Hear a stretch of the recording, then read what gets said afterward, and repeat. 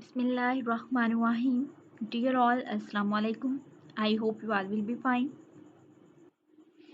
Class, today our topic is acidic nature of alkynes.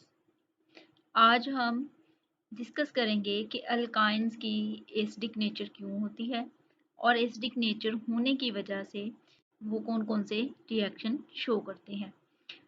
बेटा ये जो टॉपिक है हमारे पास acidic nature of alkynes, it is very important topic in your book in chapter 8. Very important topic. हम सबसे पहले ये डिस्कस करेंगे कि हमारे पास जो अल्काइंस होते हैं why they are more acidic than alkenes और अल्केन्स। अल्केन्स और अल्कीन्स की निस्बत अल्काइंस ही क्यों ज़्यादा एसिडिक होते हैं।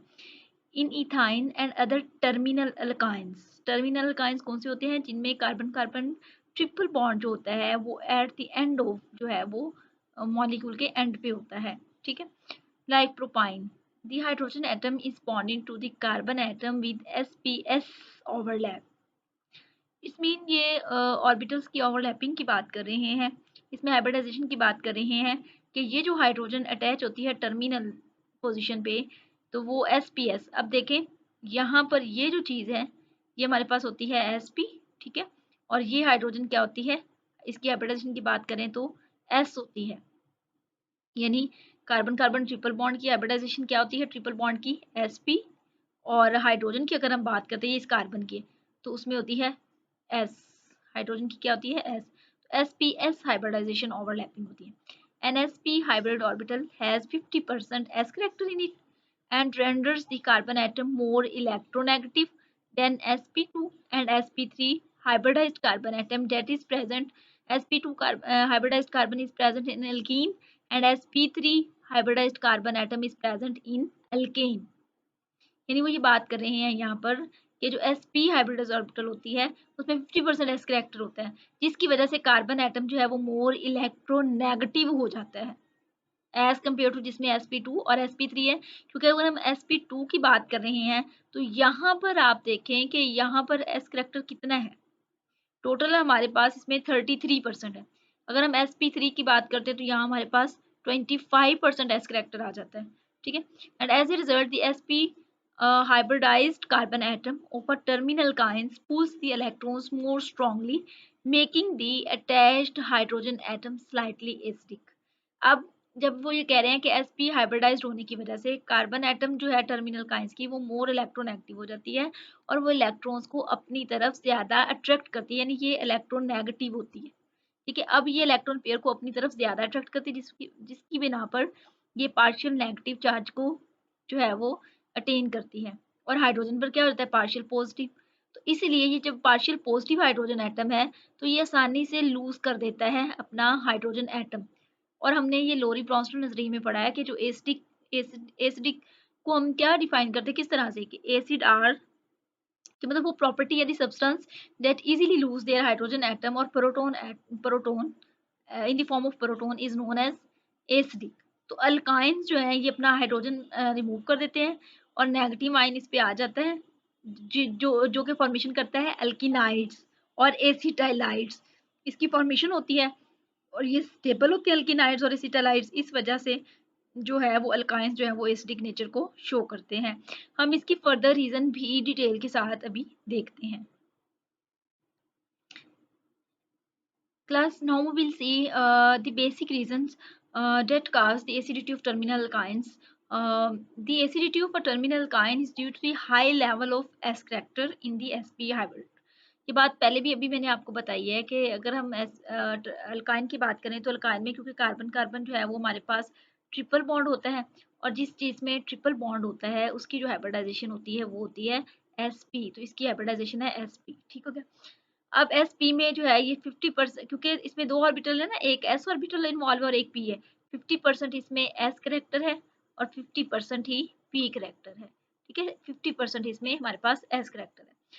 अच्छा, आगे वो बता रहे हैं विच बॉन्ड्स, यानी ये जो sp कार्बन है ये बॉन्ड बनाती है with the s orbital of the hydrogen atom, यानी ये जो हमारे पास हाइड्रोजन एटम जो इसके साथ अटैच होती है टर्मिनल पर 4 वैलेंसी पूरी करने के लिए 3a और 1a। अब ये जो बॉन्ड है ये s क्योंकि हाइड्रोजन क्या है, एस ऑर्बिटल होता है हाइड्रोजन का, ठीक है, with S orbital of hydrogen atom, क्योंकि ये हाइड्रोजन का ऑर्बिटल क्या होता है एटम का, एस होता है, ठीक है, तो इसके साथ बॉन्ड बनाती है। To form a single covalent bond the high level of s character in an sp hybridized carbon causes the overlap region of the sigma bond to shift much closer to the carbon atom। वो कह रहे हैं कि ये जो bond है ये sigma bond की वजह इसके ज्यादा करीब हो जाता है, ठीक है, एस करेक्टर ज्यादा होने की वजह से ये इलेक्ट्रोनेगेटिव हो जाती है, जिसकी वजह से ये पूरा ये जो बॉन्ड है इसको अपनी तरफ ज्यादा अट्रैक्ट कर लेता है। अच्छा, next, the high level of s character in NSP hybridized carbon causes the overlapping region of the sigma bond to shift much closer to the carbon atom। This polarizes the bond। यानी ये factor जिसमें ये bond shift हो जाता है ये polarise कर देता है, पोल्स क्रिएट कर देता है। पोलराइजेशन मीन पोल्स क्रिएट करना, causing hydrogen atom to become slightly positive. ये क्या करता है, जब ये यहाँ पर शिफ्ट होगा तो इस पे ये पार्शियल पॉजिटिव चार्ज आ जाएगा हाइड्रोजन एटम पे, और कार्बन पे पार्शियल नेगेटिव चार्ज आ जाएगा, ठीक है। This slightly positive charge makes the hydrogen atom a weak proton। इस तरह ये weak proton बन जाता है, which can be removed by a strong base। जब हम इसको strong base के साथ रिएक्ट करवाएंगे तो जो strong base है वो आसानी से इसको जो है वो सेपरेट आउट कर देगा और हमारे पास अल्किनाइड्स की फॉर्मेशन हो जाएगी। In the case of alkanes and alkenes, the S character in the hybridized carbon bonds is less। यानी उसमें 50% करेक्टर नहीं होता, ठीक है, resulting in fewer electronegative carbon atoms. और उनकी जो कार्बन एटम फिर होगी कार्बन कार्बन डबल बॉन्ड के लिहाज से अगर हम बात करें तो उसमें जो है वो हमारे पास जो है वो इलेक्ट्रोनेगेटिव करेक्टर कम होगा, या कार्बन जो है वो सिंग कार्बन की बात करें। अब इसमें देखें, इसमें हमारे पास sp3 होती है, ठीक है, अगर हम sp3 की बात कर रहे हैं तो sp3 में हमारे पास जो है वो कितना करेक्टर होगा, इसमें देखें टोटल हमारे पास 100% होता है ना, तो ये 25% इसका आ जाएगा, ठीक है, और 75% जो है वो पी का आ जाएगा, ठीक है। और अगर इसी तरह sp2 की बात करें तो इसमें तकरीबन 33% जो है वो करेक्टर इसका आएगा।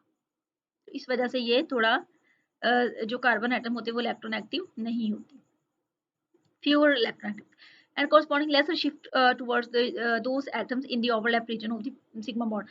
sigma bond की जो shifting होती है इस तरफ जो इसके साथ हाइड्रोजन एटम अटैच होंगे वो कम होती है, नहीं होती, इस वजह से पोलराइजेशन नहीं होती।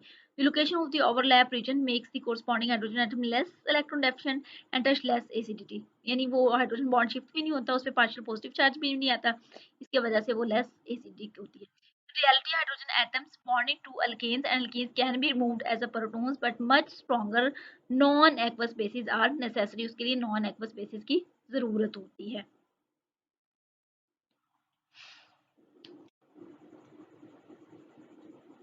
अच्छा क्लास, नेक्स्ट जो हम बात कर रहे हैं इसी में हाइब्रिडाइजेशन के हवाले से अल्केन्स और अल्कीन्स की बात की। The reaction that forms the acetyl ion is reversible, touch the base may not form an acid of greater strength than the starting alkynes by acceptance of proton, or the newly formed conjugate acid will reprotonate the acetylide ion। The fact that stronger acid are capable of reprotonating the acetylide ion can be seen in the reaction with water। यहाँ पर वो ये बात कर रहे हैं कि अगर हम इसको डिप्रोटिनेशन करवाएंगे वाटर के साथ या किसी स्ट्रॉन्गर के साथ करवाएंगे, एसिड के साथ करवाएंगे, तो उसके बाद जो है हम रीप्रोटीनेशन भी करवा सकते हैं एसिटाइल आयन की, यानी जो एसिटाइल आयन है ये दोबारा रीप्रोटीनेशन करवा के दोबारा एसिटाइल में कन्वर्ट हो जाएगा। ये अभी हम ऑनवर्ड अपने सिलेबस में जाके इसकी डिटेल देखते हैं कि किस तरह से ये, यानी यहाँ पे कहने का मतलब ये रिवर्सिबल रिएक्शन भी हो सकते हैं जब हम स्ट्रॉन्ग एसिडिक के साथ रिएक्ट करवाएंगे, ठीक है, तो दोबारा हमारे पास जो है वो प्रोटीनेशन हो जाएगी एसिटाइल आयन की, और हमारे पास जो है वो दोबारा से जो है वो अल्काइंस की फॉर्मेशन हो जाएगी। अच्छा क्लास, अब आप यहाँ पर देख सकते हैं कि ये देखें पार्शियल नेगेटिव चार्ज है इस पे और इस पे पार्शियल पॉजिटिव चार्ज है, और ये प्रोटॉन जो है वो रिलीज हो जाएगा एज अ प्रोटॉन या हाइड्रोजन, तो इस वजह से ये जो है वो एसिडिटी शो करेगा और अब ये हाइड्रोजन जो है वो रिप्लेस हो जाएगी। अब हम रिएक्शन इसके देखते हैं।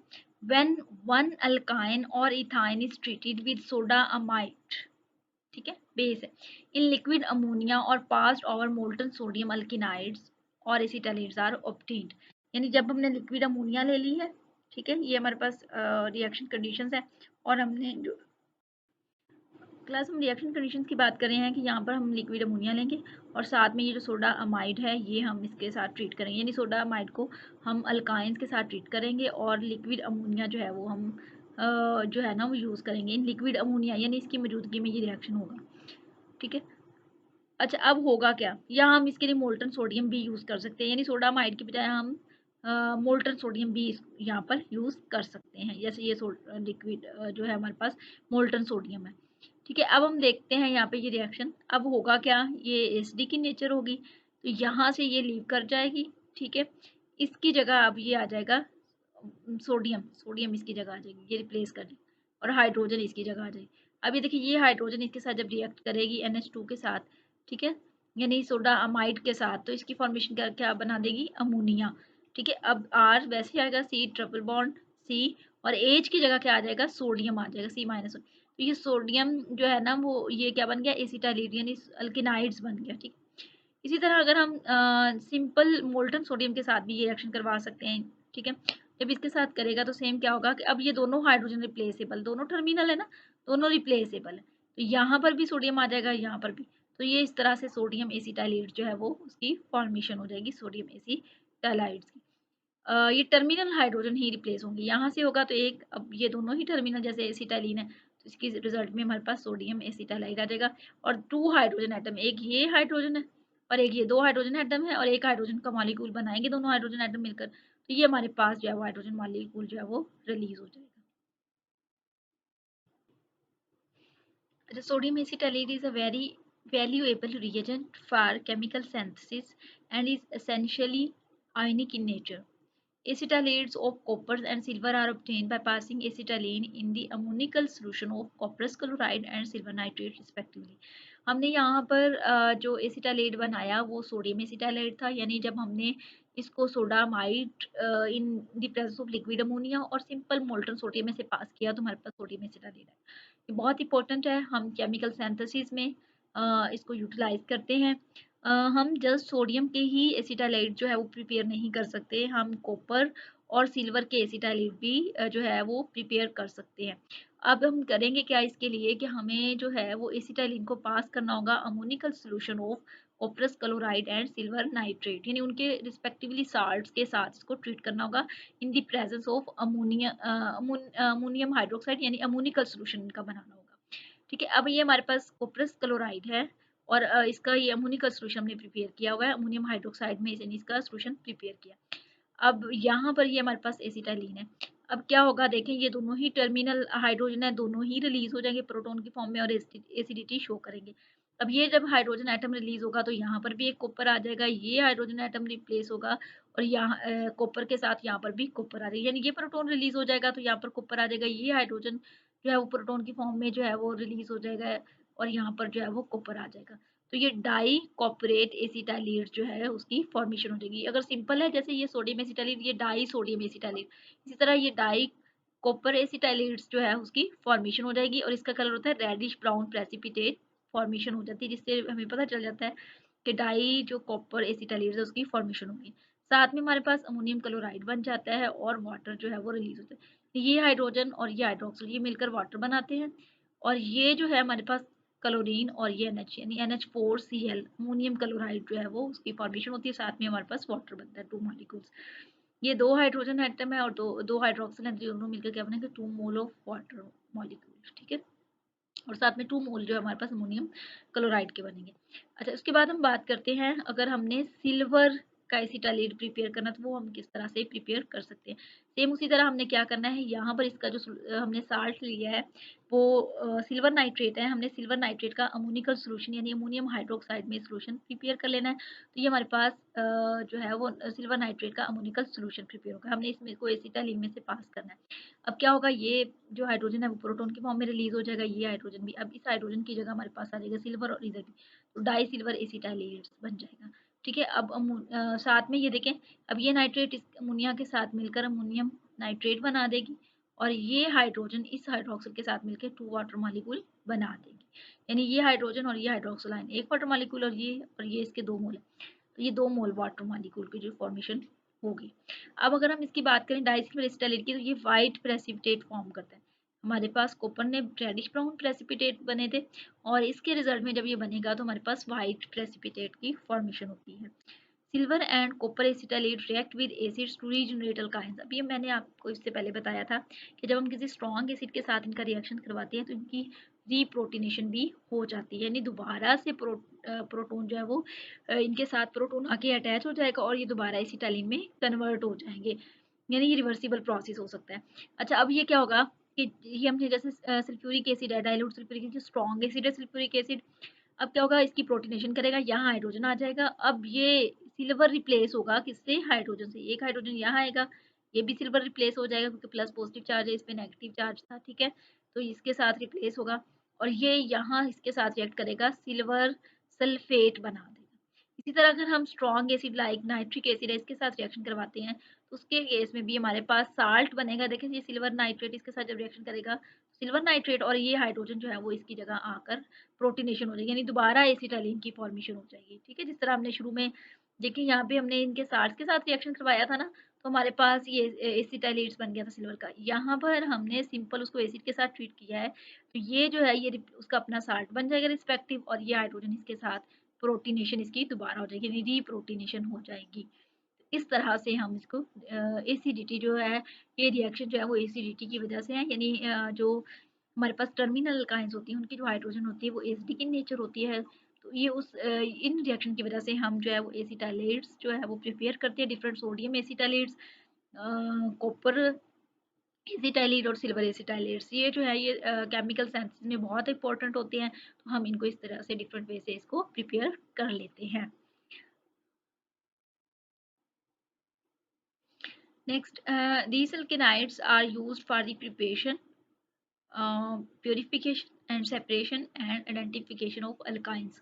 ये जो alkanides हैं ये हम इसको prepare कर सकते हैं, purify कर सकते हैं and separation and identification of alkynes, मतलब अल्काइंस की अगर हमने प्रिपरेशन करनी वो भी हम इससे कर सकते हैं, प्योरिफिकेशन मतलब उसको प्योर बनाना है ना बिल्कुल, तो हम क्या करेंगे एसिटाइलिन के साथ पहले तो रिएक्शन करवाएंगे ना इसका इस तरह से, तो ये प्योर वाली जो एसिटाइलिन होगी सिर्फ मतलब जो एसिटाइलिन होगी जस्ट वो इसके साथ रिएक्शन करके एसिटाइलेट्स बनाएगा, फिर एसिटाइलेट को यूटिलाइज करके हम दोबारा बना सकते हैं, तो ये इस तरह से प्योरिफिकेशन है।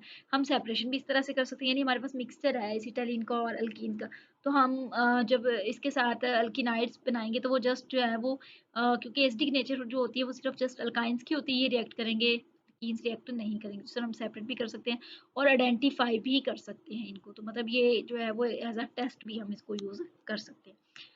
नेक्स्ट क्लास हम बात करेंगे यूजेस ऑफ एथाइन की, कहाँ कहाँ एथाइन को यूज़ करते हैं। सबसे पहले हम लोगों ने बेटा ये पिछले हमने प्रीवियस लेक्चर में डिस्कस किया था ऑक्सी एसिटाइलिन, हमने ये कहा था कि जो एसिटाइलिन होता है इसका जो कंबस्टन होती है वो हाईली एक्सोथर्मिक रिएक्शन होता है, तो इस वजह से ये ऑक्सी एसिटाइलिन का जो मतलब फ्लेम होता है वो बहुत हाईली एनर्जेटिक्स होता है, जिसकी वजह से हम इसको वेल्डिंग और कटिंग के लिए यूज़ करते हैं। For the preparation of alcohols, acetic acid and acetaldehyde, मतलब हम एसिटिक एसिड की प्रिपरेशन के लिए एसिटाल्डिहाइड और अल्कोहल्स की प्रिपरेशन के लिए इसको यूटिलाइज कर सकते हैं। For the manufacturing of polymers, हम इसको पॉलीमराइजेशन के रिएक्शंस भी पढ़े थे जिसमें हमने पीवीसी की बात की थी, polyvinyl acetate, polyvinyl ethers, orlon and neoprene rubber. Neoprene में हमने बात की थी कि जब हम नियोप्रीन रबर जो है वो सिंथेटिक रबर है और इससे डिफरेंट तरह की जो मतलब जैसे टायर्स वगैरह उसको बनाने के लिए इंडस्ट्री में काम आता है। अब नियोप्रीन में हमने क्या किया था, हमने कहा था कि एसिटाइलिन के जो छोटे छोटे यूनिट है वो कंबाइन करके डाइविनाइल एसिटाइलिन बनाएगा, ठीक है, और विनाइल एसिटाइलिन, और विनाइल एसिटाइलिन को जब फर्दर रिएक्शन करेंगे डाइविनाइल एसिटाइलिन, और फिर उसको जो है वो हम क्लोरोप्रीन बनेगा, और जब क्लोरीन के साथ रिएक्शन करवाएंगे एसिटाइलिन विनाइल एसिटाइलिन का, और फिर जब हम उसको फर्दर रिएक्शन करवाएंगे पॉलीमराइजेशन तो वो नियोप्रीन बनेगी। अच्छा, नेक्स्ट है to prepare acetylene tetrachloride a solvent for varnishes resin and rubber. हम इस यानी एसिटाइलिन टेट्राक्लोराइड भी यूज़ करते हैं as a solvent for varnishes resin and rubber, ये इसके बनते हैं, and for ripening of fruits, यानी फ्रूट के पकाने में भी इसको यूटिलाइज करते हैं। अच्छा, नेक्स्ट है comparison of reactivities of alkanes alkenes and alkynes. यहाँ पे हम इनको आपस में कंपेयर करेंगे कौन रिएक्टिव है कौन नहीं। General decreasing order reactivity order of alkanes, सबसे ज़्यादा अल्कीन्स रिएक्टिविटी होते हैं, फिर बाद में हमारे पास अल्काइंस आते हैं और अल्केन्स लास्ट में, क्योंकि अल्केन्स में सिग्मा बॉन्ड होता है और उसके अनर्टनेस की वजह से जो है वो अल्केन्स जो है वो लेस रिएक्टिव होते हैं। अब अल्काइंस और अल्कीन्स की पहले भी मैं बात कर चुकी हूँ स्टार्ट में ही, कि अल्कीन्स क्यों ज़्यादा रिएक्टिव होते हैं अल्काइन से। हालाँकि हम ये बात कर रहे हैं अल्कीन्स की अगर हम बात करें तो वहाँ पे कार्बन का मतलब एक हमारे पास जो है वो सिग्मा बॉन्ड होता है, ठीक है? और उसके साथ-साथ एक हमारे पास पाई बॉन्ड होता है। जबकि यहाँ पर अल्केन्स में सारे के सारे बॉन्ड जो है वो कार्बन-कार्बन बॉन्ड, सिग्मा बॉन्ड होते हैं, कार्बन हाइड्रोजन। अल्काइन्स की फॉर्म में हमारे पास 2 जो होते हैं वो सॉरी 1 सिग्मा बॉन्ड होता है, ठीक है? और 2 पाई बॉन्ड होते हैं। और ये मैंने बात आपको अच्छी तरह से बेटा समझाई थी, बिल्कुल स्टार्ट में उसकी बल्कि मैंने आपको एक ऑर्बिटल डायग्राम भी दिखाई थी और उसमें मैंने ये बात की थी कि इसमें 2 पाई बॉन्ड जब होते हैं तो इलेक्ट्रॉन्स एक दूसरे के बहुत इलेक्ट्रॉन डेंसिटी बहुत ज़्यादा होती है। इलेक्ट्रॉन डेंसिटी बहुत ज़्यादा होने की वजह से जो एटम्स होते हैं कार्बन-कार्बन एटम्स वो एक दूसरे के ज़्यादा क्लोज़ हो जाते हैं। क्लोज़ पैकिंग हो जाती है, तो डिस्टेंस बहुत कम रह जाता है, ठीक है? तो जिसकी वजह से क्लोज़ पैकिंग होने की वजह से कोई भी जो इलेक्ट्रोफिलिक रिएजेंट है वो उसका आकर अटैक करना बहुत ही मुश्किल हो जाता है, टफ हो जाता है। जबकि अल्कीन्स के मामले में एक ही पाई बॉन्ड होता है, तो इसके ये ज़रा लूज़ली हेल्ड होता है क्योंकि पाई बॉन्ड सिग्मा बॉन्ड की निस्बत तो इसलिए जो है वो एनी इलेक्ट्रोफिलिक रिएजेंट आता है वो पाई बॉन्ड को ब्रेक डाउन करते हैं और ब्रेक डाउन करके जो है उस पर अटैक कर देते हैं। तो अल्कीन सबसे ज़्यादा रिएक्टिव होते हैं, अल्काइंस उससे लेस और अल्केन्स सबसे लेस होते हैं। अल्केन्स की लेस रिएक्टिविटी की वजह से हम इनको पैराफिन्स भी कहते हैं। Why alkanes are called paraffins? Because alkanes are less reactive than all other classes of the hydrocarbons. Hydrocarbons की तमाम क्लासेस से लेस रिएक्टिव होता है, सिग्मा बॉन्ड होता है इसमें, ठीक है? और अल्कीन सबसे ज़्यादा रिएक्टिव होता है क्योंकि उसमें पाई बॉन्ड होता है, लूजली हेल्ड इलेक्ट्रॉन्स होते हैं। They are easily attacked by any electrophilic reagents and give the mostly addition reactions. It has already been explained that a pi bond in alkene is not only weak but its electrons are more exposed to an attack by an electrophilic reagent. ये ना सिर्फ week होते बल्कि less loosely held होते हैं जिसकी वजह से इजीली एक्सपोज होते हैं, मोर एक्सपोज होते हैं। कोई भी जब अटैक करता है इलेक्ट्रोफिलिक रिएजेंट तो आसानी से जो है वो ब्रेक डाउन हो जाते हैं। Both these facts makes the alkene a very reactive class of compounds. Alkynes although contain two pi bonds are less reactive than the alkenes towards electrophilic reagents. This is because the bond distance between the two triple bond carbon atom is very short. Close packing हो जाती है, electron density ज़्यादा होती है, carbon carbon atom एक दूसरे के करीब आ जाते हैं, जिसकी वजह से जो है वो डिस्टेंस नहीं होता इसमें, ठीक है? And hence the pi electrons are not available. अब ये ज़्यादा एक्सपोज नहीं होते, पाई बॉन्ड में इलेक्ट्रॉन्स एक्सपोज होते हैं, ठीक है? यहाँ पर ज़्यादा एक्सपोज नहीं होते, ठीक है? And hence the pi electrons are not available to be attacked by electrophilic reagents क्योंकि वो एक्सपोज नहीं होते, अवेलेबल नहीं होते, तो इस वजह से इलेक्ट्रोफिलिक रिएजेंट्स बहुत कम मतलब अटैक होता है। Alkynes are however more reactive than alkenes towards nucleophilic reagents. जो अल्काइंस होते हैं हाँ वो ज़्यादा रिएक्टिव होते हैं टुवर्ड्स द न्यूक्लियोफिलिक रिएजेंट्स की तरफ जो है वो ज़्यादा रिएक्टिव होते हैं, ठीक है? तो क्लास ये था आज का हमारा टॉपिक जिसमें हमने डिस्कस किया acidic nature of alkynes, then we discuss about uses of alkynes, and then we discuss about the activity of alkenes and alkynes. Although we have discussed about the reasons why alkanes are less reactive, why alkenes are most reactive, and why alkynes are less reactive than the alkenes. आपको question इस तरह से आ सकता है why alkynes are less reactive than alkenes although alkynes have 2 pi bond. इसका reaction इसका भी मैंने आपको आंसर दे दिया है why alkenes are most reactive than alkenes, why alkenes are less reactive than alkynes. इस तरह से डिफरेंट तरह के क्वेश्चन जो है वो आपको आ सकते हैं, आपने इसको प्रिपेयर करना है। why alkynes are more acidic than alkenes और alkenes, इसका आंसर भी मैं आपको कर चुकी हूँ। इसके आंसर में जो है वो आपको मैंने बताया था कि आपने ये लिखना है कि although in the case of alkanes and alkenes, the S character in the hybridized carbon atom is bond is less. मतलब एस करेक्टर जो होता है इन दी हाइब्रिडाइज कार्बन एटम कम होता है इनमें अल्केन्स और अल्कीन्स में, जबकि जो अल्काइंस उसमें 50% करेक्टर होता है और उसकी वजह से इलेक्ट्रोनेगेटिविटी कार्बन एटम की कम होती है। सिग्मा जो overlapping region of sigma bond है उसकी भी शिफ्टिंग कम होती है जिसकी वजह से पोलराइजेबिलिटी कम होती है। तो ये रीजंस हैं, ये इस तरह से क्वेश्चंस आपको आ सकते हैं बेटा, तो आपने इनको अच्छी तरह से प्रिपेयर करना है। ये आज का हमारा टॉपिक था, इसको देखें, इसको पढ़ें, ठीक समझ में नहीं आया आप मुझसे पूछ सकते हैं, ठीक है? अपना ख्याल रखिएगा बेटा, ठीक है? ओके, अल्लाह हाफिज़।